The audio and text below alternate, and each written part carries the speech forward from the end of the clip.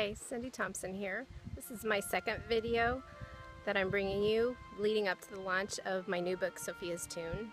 I'll leave you the link for the first one in case you missed it. The first one we talked about why people read fiction, what the benefits are, what their motivations are, why they like to read fiction.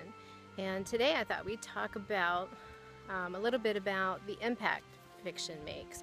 What if reading a book could change your outlook or opinion on something and have a big impact on your life? And if you're a fiction reader, you know that that happens, and you probably had that happen to you with a certain book that you read. I was just going to share a couple examples just kind of off the top of my head of a couple of books historically that I think have made impact on a lot of people, changed their way of thinking. The first one that came to mind for me was Uncle Tom's Cabin, because that was the time that brought the cause of slavery to the attention of a lot of people that hadn't realized, maybe didn't have personal experience with it, didn't realize what a big problem it was. Not that things weren't written before that. We had societies, anti-slavery societies, plenty of things written trying to expose this problem. But it was really fiction that brought it to light and encouraged people to change their way of thinking about slavery. So that was one example. Another example would be The Hiding Place, which I think impacted a lot of people when they saw the horrors that the Jewish people went through. Fiction, telling the story and telling their story, was really a more impactful way of doing that. And lastly, a more modern example which impacted a lot of people in a huge bestseller in the way that they thought about God. And some people didn't like the book so much, but obviously many people did, and it resonated with them, and that would be The Shack.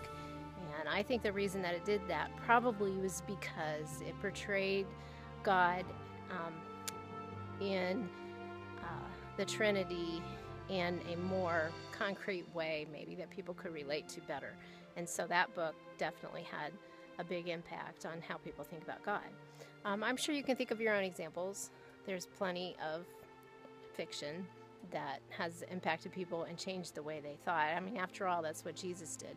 By using the parables, he attempted, and for centuries has made an impact in how people thought about certain things just by telling a story. And of course, as authors, that's what we hope to do. We want to impact people and make them think a little bit deeper about different issues and different things. And that's one thing that I try to do with the Ellis Island series, and overall with all three books. I told those stories to shed light on the sacrifices that were made, the ancestors that came over to America, and they did that. Sometimes didn't see the benefit themselves. It was future generations later, and so we've all reaped that benefit of having a safe place, a place where we can make a living, and that was a benefit that came down to us without any effort or much effort ourselves, if we've been here for generations like my family has. And I hope that it can change the way that you look at the past and think about your own impact and how your life can change others. I mean, trying to keep flying insects away from the camera.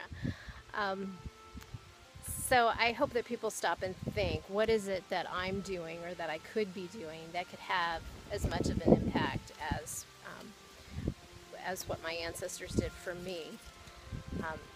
And that's my hope, that it'll just generate some thought and hopefully some discussion. So that's what I wanted to bring to you today to talk about, and I hope that you'll comment and tell me what fiction has made an impact and how it may have changed your life, especially the way that you viewed something in a different way that you hadn't thought of before. And my last video, I read the beginning of Sofia's Tune, just a few paragraphs to give you a taste of what's coming. And today I wanted to read a little bit from the male point of view, which was Antonio Baggio and his,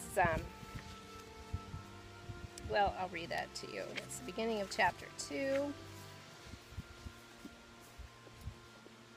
And I'm sure that I could improve my Italian a little bit, Antonio Baggio, but bear with me there. Antonio Baggio climbed 4 sets of stairs to his one-room apartment. When he reached the landing, he heard barking and scratching. "Hold on, Lou, I'm coming." He stuck a skeleton key into the lock on his door, and when he opened it, Luigi lunged at the sack of apples. "Down, fella. These aren't for you." Antonio set his load on the square table next to the tiny window and gave the dog a rub behind the ears. Before Antonio's father died, Antonio hadn't cared much about having a pet. About 6 months ago, Papa brought home a puppy he'd found shivering in the cold, and now Luigi was full-grown, a welcome companion in a small space that seemed vastly empty now without Papa. And so you have met the dog on the cover, Luigi. Sofia's Tune releases November 1st, and please follow me on my website, cindyswriting.com, and sign up for my newsletter. My newsletter subscribers get first notice of new releases and what I'm up to, so I hope you'll sign up for that. So I will see you soon with the third and final conclusion to this video. And the last one, we're going to talk about what that revelation that you may have learned from the fiction has done for you. So I hope you'll join me then. Thanks.